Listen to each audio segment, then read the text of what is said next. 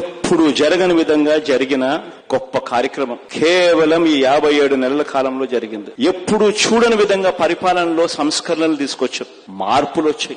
ఈ అంశం ప్రతి ఇంటికి కూడా వెళ్ళి చెప్పగలగాలి. ఇక నేను చేయగలిగిందంతా నేను చేశా. ఇక ముందుకు తీసుకుని పోయి ఈ ఎన్నికల్లో గెలిచి రావాల్సిన బాధ్యత ఇక కేవలం మీ మీద, ఈ 45 రోజుల్లో మీరు చేసే ఆర్గనైజేషన్ స్ట్రెంత్ మీద మాత్రమే ఆధారపడి ఉంది అని చెప్పి మాత్రం చెప్తా ఉన్నా. ప్రతి ఒక్కరూ కూడా రెట్టించిన ఉత్సాహంతో పోండి.